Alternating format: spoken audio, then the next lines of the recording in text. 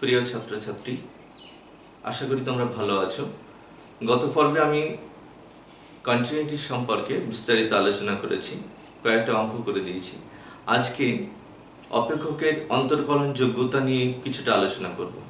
একটি অপেক্ষক কোনো একটা বিন্দুতে ডিফারেন্সিয়েবিলিটি হবে কিনা, অর্থাৎ অন্তর্কলন যোগ্য হবে কিনা, সেটা নিয়ে আলোচনা করার আগে আমি কয়েকটা বিষয় নিয়ে আলোচনা করব, যেমন সীমার অস্তিত্ব, কন্টিনিউটি এবং অবকল সহগ। একাদশ শ্রেণীতে তোমরা এগুলো বিস্তারিত হয়তো পড়েছো। আজকে অন্তর্কলন যোগ্যতা নিয়ে আলোচনা করতে গেলে এই কয়েকটা জিনিস একটু পরিষ্কার না করলে হবে না। তাই আমি সংক্ষেপে সীমার অস্তিত্ব, সন্ততা এবং অবকল সহগ নিয়ে একটু আলোচনা করছি। এখন আমি সীমার অস্তিত্ব নিয়ে আলোচনা করছি। প্রথমে আমি ধরে নিচ্ছি যে এক্স একটা বাস্তব চল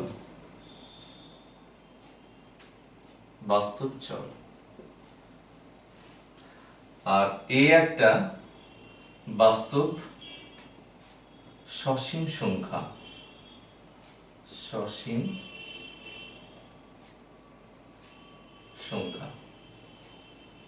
এখন x ইকুয়াল a বিন্দুতে কোন একটা অপেক্ষক y equal fx, x equal a বিন্দুতে তার সীমার অস্তিত্ব আছে কিনা এটা আমরা কি করে বুঝবো বা জানবো। আমরা প্রথমে এই অপেক্ষকের x ইকুয়াল a বিন্দুর বাম দিকের সীমা দেখব, সীমার অস্তিত্ব আছে কিনা, এবং ওই বিন্দুর ডান দিকের সীমার অস্তিত্ব আছে কিনা সেটাও দেখে নেব। বাম দিকের সীমার অস্তিত্ব আমরা এভাবে লিখব,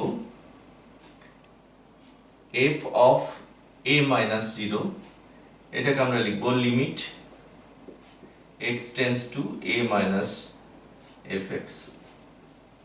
আর ডান দিকের সীমাটাকে আমরা লিখব a plus 0 limit x tends to a plus fx। এখন এই দুটো সীমার অস্তিত্ব থাকতেও পারে, না থাকতে পারে। যদি সসীম মান পাই দুটোর ক্ষেত্রেই, এবং যদি দেখা যায় যে এই দুটোর মান সমান হলো, অর্থাৎ f a মাইনাস 0 বাম দিকের সীমা আর ডান দিকের সীমা দুটোর মানই সমান হয়ে গেল, তখন আমরা বলবো যে x ইকুয়াল a বিন্দুতে অপেক্ষকটার সীমার অস্তিত্ব আছে। আমরা দুটো সহজ এক্সাম্পল দিয়ে বুঝে নেব যে কখনো কখনো সীমার অস্তিত্ব আছে, কখনো বা সীমার অস্তিত্ব নেই। আমি একটা উদাহরণ নিচ্ছি, y ইকুয়াল fx একটা অপেক্ষক, x এর মড বাই x। এই অপেক্ষকটা x ইকুয়াল 0 বিন্দুতে সীমার অস্তিত্ব আছে কিনা সেটা নিয়ে একটু আলোচনা করব। আমরা ফাংশনটাকে এভাবে লিখব, x বাই x ইকুয়াল 1 যখন x টা 0 থেকে বড় হচ্ছে। এখানে যদি x এর মানটা 0 থেকে বড় হয় তাহলে x এর মড ভ্যালু হয়ে যায় x, তাহলে ফাংশনটা দাঁড়াচ্ছে 1। আর যদি x টা লেস দ্যান 0 হয় তখন x মডের ভ্যালু আমরা লিখব মাইনাস x বাই x, কারণ নেগেটিভ ভ্যালুর জন্য মড x এর কাজ হচ্ছে পজিটিভ করে নাও, সুতরাং একটা মাইনাস দিয়ে গুণ করলে পজিটিভ হবে, তাই আমরা মড x কে লিখব মাইনাস x, অর্থাৎ মাইনাস 1।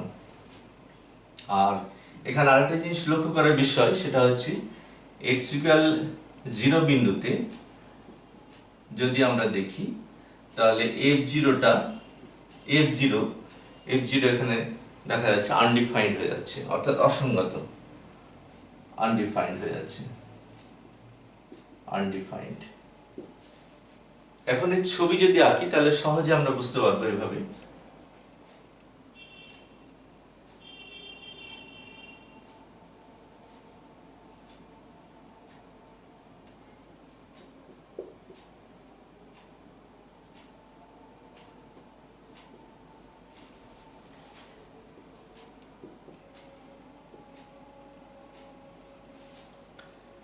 x এর ভ্যালুটা 0 থেকে বড় যদি হয়, অর্থাৎ পজিটিভ x এর মানের জন্য আমরা সবসময় পাচ্ছি 1, এই ভ্যালুটা হচ্ছে 1। আর x যদি 0 থেকে ছোট হয় তাহলে আমরা দেখতে পাচ্ছি যে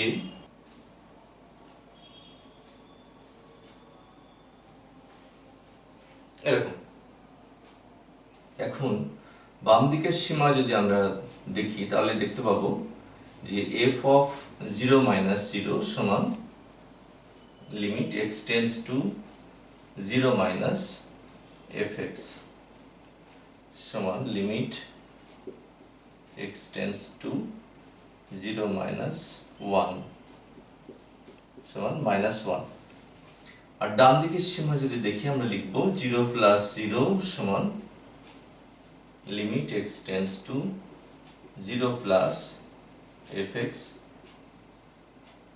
limit x tends to 0 plus +1 equal +1। এখানে দেখতে পাচ্ছি আমরা যে বাম পক্ষের সীমা ডান পক্ষের সীমা দুটোরই অস্তিত্ব আছে, কিন্তু তাদের মান দুটো কিন্তু সমান নয়। সুতরাং আমরা x equal 0 পয়েন্টে ফাংশনটার সীমার অস্তিত্ব আমরা পাচ্ছি না। আমি এখন আরেকটা এক্সাম্পল নিয়ে দেখব যে একটা বিন্দুতে সীমার অস্তিত্ব থাকছে। যেমন এই একটা ফাংশন যদি আমি নিই y equal fx equal 1, x টা not equal to 0 R 0 x equal 0। এই ফাংশনটা যদি আমরা দেখি এর ছবি আঁকি তাহলে আমরা এভাবে ছবি আঁকতে পারবো। x 0 হলে 0 ও x y এই বিন্দুটা, আর 0 না হলে 1 হচ্ছে ভ্যালুটা। এটুকু হাইটকে যেমন 1 বলি তাহলে 1 এদিকে 1। সুতরাং এখন যদি আমরা হিসাব করি যে বাম পক্ষের সীমা অর্থাৎ f of 0 minus 0 যদি করি তাহলে পাবো fx সমান 1। আর ডান পক্ষের সীমা যদি নিই তাহলে আমরা পাচ্ছি x tends to 0 plus fx সমান এটা 1। এই ক্ষেত্রে আমরা বাম পক্ষের সীমা এবং ডান পক্ষের সীমা উভয়ের সীমা পাচ্ছি, আর সেই সঙ্গে লক্ষ্য করছি দুটোর সীমাস্থ মান সমান, অর্থাৎ f 0 minus 0 equal f 0 plus 0। সুতরাং x equal 0 বিন্দুতে fx অপেক্ষকটার সীমার এখানে অস্তিত্ব পাচ্ছি। সুতরাং কোন একটা ফাংশনের কোন একটা বিন্দুতে সীমার অস্তিত্ব থাকবে না সেটা নিয়ে সহজেই তোমরা বুঝতে পারবে আশা করছি। আমি এখন একটা অপেক্ষকের কোন একটা বিন্দুতে সন্ততা নিয়ে হালকা করে আজকে একটু আলোচনা করছি। x equal a বিন্দুতে কোন একটা ফাংশন y equal fx একটা ফাংশন, এই ফাংশনটা সন্তত হবে যখন আমরা দেখব যে f of a অর্থাৎ এই বিন্দুতে ফাংশনের একটা সসীম মান থাকছে, অর্থাৎ f এটা সংজ্ঞাত হচ্ছে।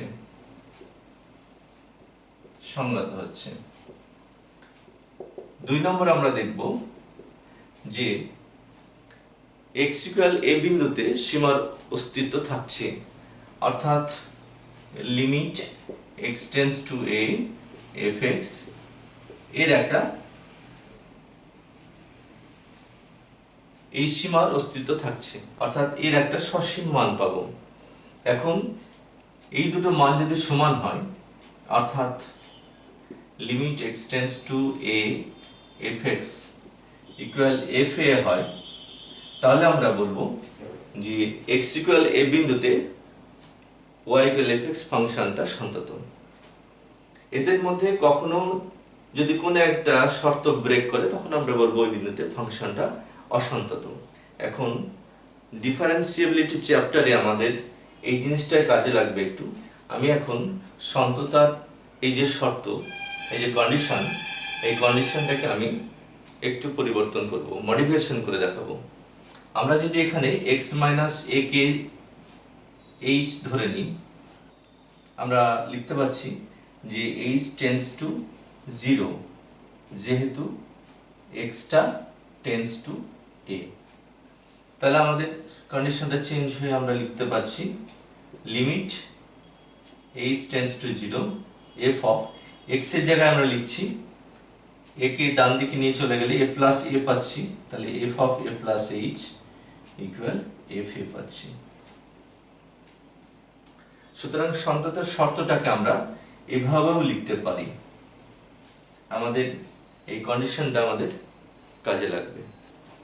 আমি এখন একটা ক্লোজড ইন্টারভ্যাল ধরে নিচ্ছি এরকম a less than equal to x less than equal to b, একটা বদ্ধ একটা বিস্তার। এই বিস্তারে y equal fx একটা একমান বিশিষ্ট একটা অপেক্ষক ধরে নিলাম। এর ছবি আমি একটা বোর্ডে আঁকছি। ধরে নিচ্ছি y equal fx অপেক্ষক, ফাংশনটা দেওয়া নেই তাই ছবিটা সঠিকভাবে আঁকা গেল না, আমি ওর একটা ছবি আমি ধরে নিলাম যে এরকম একটা কার্ভ হবে y equal fx এর। এখন এই কার্ভের কোন একটা বিন্দু, এই বিন্দুটাকে আমি ধরে নিচ্ছি p x, y। এই বিন্দু থেকে ও x অক্ষের উপরে যে লম্বটা নিই তাহলে আমি পাচ্ছি এইটুকু x আর এইটুকু হচ্ছে y। এখন স্বাধীন চল x এর যদি সামান্য একটু বৃদ্ধি ঘটায়, ইনক্রিমেন্ট যদি ঘটায়, ডেল্টা x পরিমাণ ইনক্রিমেন্ট ঘটায়, অর্থাৎ এটুকু x তার সঙ্গে x এর যদি একটু বৃদ্ধি ঘটায় ডেল্টা x, তাহলে কি হচ্ছে আমাদের এখান থেকে এই দৈর্ঘ্যটা হচ্ছে x প্লাস ডেল্টা x। তাহলে x প্লাস ডেল্টা x এই বিন্দুতে ফাংশনের মানটা হচ্ছে এইটা, অর্থাৎ ফাংশনের মান আমরা x এর জায়গায় যদি আমরা x প্লাস ডেল্টা x বসিয়ে দিই তাহলে ফাংশনের ভ্যালুটা আমরা পাচ্ছি, অর্থাৎ ভুজটা বসালে আমরা কোটিটা পাচ্ছি। এখানে আমি দেখছি যে x এর সামান্য যে ইনক্রিমেন্ট ঘটে গেল তাতে y বা fx অপেক্ষকেরও একটা ইনক্রিমেন্ট ঘটে গেল, অনুরূপ একটা ইনক্রিমেন্ট, যেটা আমরা এরকম অনুভূমিক রেখা যদি টেনে দিই তাহলে ইনক্রিমেন্টটা আমরা এখানে ছবিতে দেখতে পাচ্ছি।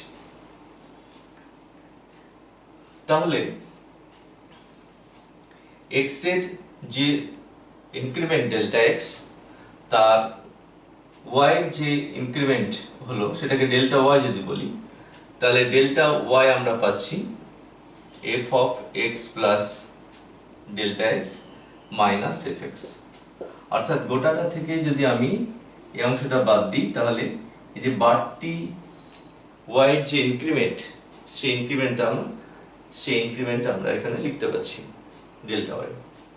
এখন এই দুটো ইনক্রিমেন্টের যদি আমরা অনুপাত করি অর্থাৎ ডেল্টা y বা ডেল্টা x করি, এরপরে যদি আমরা ডেল্টা x টেন্ডস টু 0 করতে পারি, অর্থাৎ এই x এর বৃদ্ধিটা অতি নগণ্য করতে পারি, ভীষণ ছোট করতে পারি, ক্ষুদ্র, এত ক্ষুদ্র যে 0-র কাছাকাছি, তাহলে এই যে অনুপাত,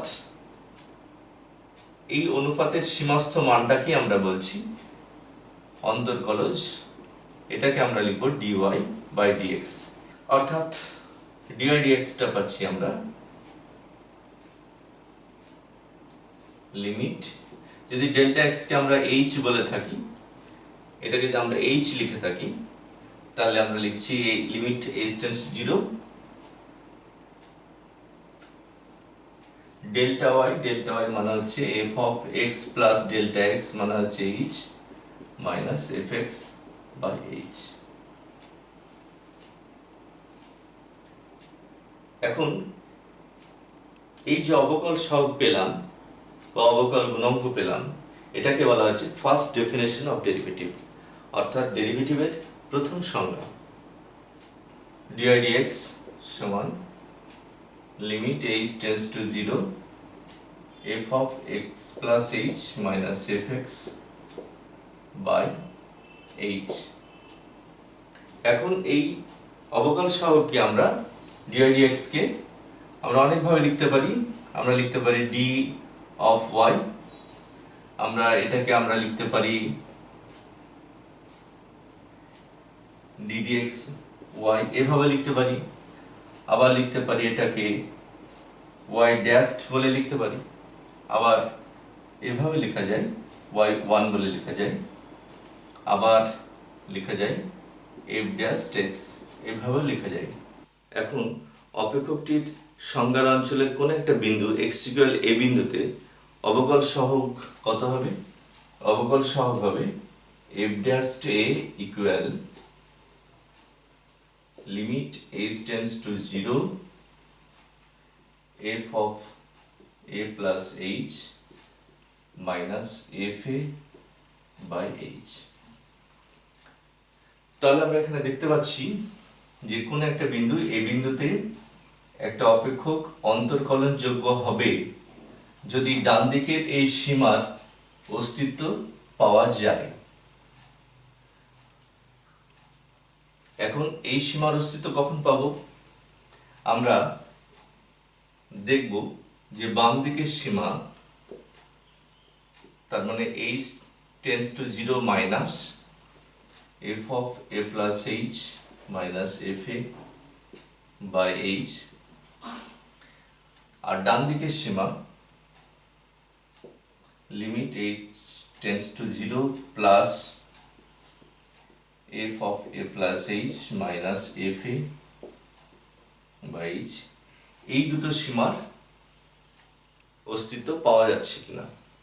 যদি পাওয়া যায় এবং এরা যদি সমান হয় তখন আমরা বলবো যে এই ডান দিকের এই সীমার অস্তিত্ব আছে। সেই ক্ষেত্রে আমরা বলবো যে x ইকুয়াল a বিন্দুতে অপেক্ষকটি অন্তর্কলনযোগ্য হবে। আমরা বাম দিকের সীমাকে আমরা সংক্ষেপে এভাবে লিখব, লেফট হ্যান্ড ডেরিভেটিভ, আর ডান দিকের সীমাটাকে আমরা বলবো right hand derivative f dashed a। তাহলে আমাদের পরিষ্কার হলো যে x ইকুয়াল a বিন্দুতে y ইকুয়াল fx একটা ফাংশন অন্তর্কলনযোগ্য হবে যদি লেফট হ্যান্ড ডেরিভেটিভ ওই বিন্দুতে আর রাইট হ্যান্ড ডেরিভেটিভ ওই বিন্দুতে সমান হয়। এটা হচ্ছে অন্তর্কলনযোগ্য হওয়ার শর্ত। অপেক্ষকের কোন একটা বিন্দুতে অন্তর্কলনযোগ্যতা নিয়ে আলোচনা করতে গিয়ে আমরা এই চ্যাপ্টারে দুখানা উপপাদ্য ফেস করি। থিওরিম 1, মোস্ট ইম্পর্টেন্ট, যে একটা বিন্দু, কোন একটা বিন্দু x ইকুয়াল a বিন্দু, x ইকুয়াল a বিন্দুতে একটা অপেক্ষক y ইকুয়াল fx একটা অপেক্ষক অন্তর্কলনযোগ্য যদি হয় তাহলে ওই বিন্দুতে সন্তত হবে। x ইকুয়াল a বিন্দুতে y ইকুয়াল fx ফাংশনটা যেহেতু অন্তর্কলনযোগ্য, সুতরাং আমরা লিখতে পারি সংজ্ঞা থেকে f ড্যাশড a সমান limit h tends to 0 minus f a by h। আমরা লক্ষ্য করছি limit h tends to 0 minus f a।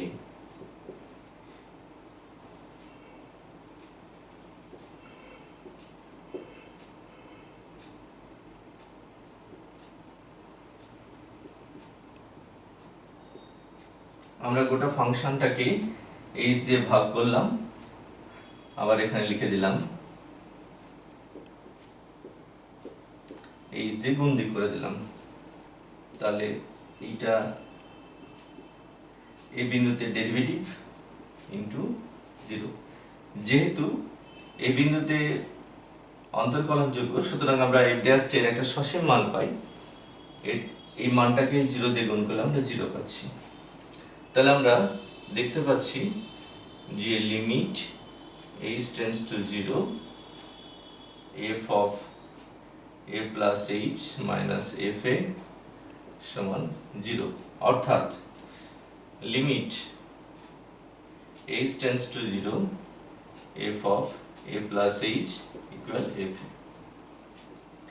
সন্ততার চ্যাপ্টারে আমরা দেখেছিলাম এটাই ছিল সন্ততার শর্ত, অর্থাৎ কোন একটা বিন্দু এই বিন্দুতে সন্তত হলে আমরা লিখতে পারি limit a tends to 0 f of a plus h ফাংশনের ভ্যালুর সঙ্গে সমান হয়ে যাবে। সুতরাং আমরা এখান থেকে দেখতেই পেলাম যে কোন একটা বিন্দু x ইকুয়াল a বিন্দুতে অপেক্ষকটা অন্তর্কলনযোগ্য হলে সেই বিন্দুতে অপেক্ষকটা সন্তত হচ্ছে। এখন পরে একটা উপপাদ্য দেখব, যে উপপাদ্যটা হচ্ছে আগের উপপাদ্যের ঠিক উল্টো, অর্থাৎ x ইকুয়াল a বিন্দুতে একটা অপেক্ষক সন্তত হয়েছে। তো সন্তত যদি হয়ে থাকে তাহলে ওই বিন্দুতে অপেক্ষকটা অন্তর্কলনযোগ্য হতেও পারে নাও হতে পারে। এই উপপাদ্যটার সত্যতা যাচাই করার জন্য আমরা দুই একটা উদাহরণ দিয়ে দেখে নেব। এখন আমি এই উপপাদ্যটা বোঝাবার জন্য একটা উদাহরণ নিচ্ছি। ধরে নিচ্ছি y ইকুয়াল mod x, এটা একটা ফাংশন। এই ফাংশনটা লক্ষ্য করব যে x ইকুয়াল 0 বিন্দুতে ফাংশনটা সন্তত হচ্ছে, কিন্তু এই অন্তর্কলনযোগ্য নয়। আমরা ফাংশনটাকে ভেঙে লিখতে পারি mod x greater than 0 আর minus x টা less than 0 আর 0 যখন x equal 0।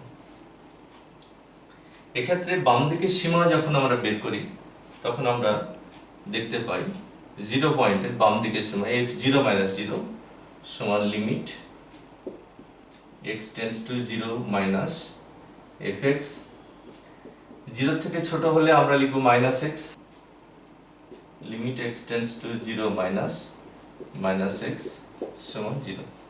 সুতরাং বাম দিকের সীমাটা দেখলাম 0 হচ্ছে। এবার ডান দিকের সীমা যখন আমরা বার করছি আমরা দেখব fx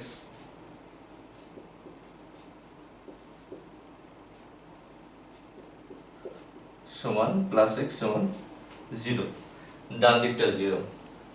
আবার ওই বিন্দুতে ফাংশনের মান যদি দেখি সেটাও 0। তাহলে বাম দিকের সীমাস্থ মান 0, ডান দিকে ফাংশনের সীমাস্থ মান 0 এবং ওই বিন্দুতে ফাংশনের মানটাও 0। তিনটে মান যেহেতু সমান, তিনটে মান যেহেতু একই 0 0 0, সুতরাং আমরা বলবো যে ফাংশনটা x ইকুয়াল 0 বিন্দুতে সন্তত। এখন আমরা দেখে নেব x ইকুয়াল 0 বিন্দুতে ফাংশনটার অন্তর্কলনযোগ্যতা কি হয়। আমরা f'0 এভাবে লিখব, সংজ্ঞা থেকে আমরা এরকম লিখব f of 0 plus h minus f0 by h সমান লিমিট fh minus f0 যেহেতু 0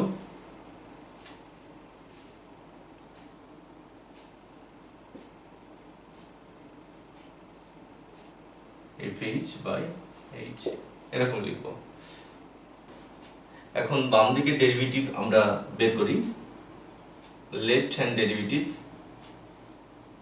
f'0 equal limit h tends to 0 minus, তাহলে বাম দিকের আমরা লিখব তাহলে fh by h, fh মানে হচ্ছে minus h by h সমান minus 1। আর রাইট হ্যান্ড ডেরিভেটিভ যদি আমরা বের করি তাহলে আমরা পাচ্ছি 0 চেয়ে যেহেতু বড়, সুতরাং 0 চেয়ে বড় হলে এই কন্ডিশনটা সিদ্ধ করছে, তখন ফাংশনের ভ্যালু হচ্ছে x। তাহলে fh মানে হবে h by h সমান হয়ে যাচ্ছে 1। এখানে আমরা লক্ষ্য করছি যে বাম দিকের ডেরিভেটিভ তার মান -1 আর ডান দিকের ডেরিভেটিভ তার ভ্যালু হচ্ছে +1। এই মান দুটোর অস্তিত্ব আছে, কিন্তু আমাদের মান দুটো দেখতে পাচ্ছি আলাদা, পৃথক। সুতরাং আমাদের x = 0 বিন্দুতে ফাংশনের ডেরিভেটিভের কোনো অস্তিত্ব আমরা পাচ্ছি না। তাহলে আমরা দেখলাম যে x = 0 বিন্দুতে এই ফাংশনটা সন্তত হলো কিন্তু অন্তর্কলনযোগ্য হলো না। আজকে অন্তর্কলনযোগ্যতা নিয়ে যে চ্যাপ্টারটা ছিল এটা আমি ডিটেলসে পড়ালাম, বোঝালাম। আশা করি তোমরা বুঝতে পেরেছো। তোমরা যেগুলো পড়ালাম সেগুলো নিয়ে স্টাডি করো এবং ডিটেলসে বইটা পড়াশোনা করো। আজকের মতো এখানে শেষ করছি।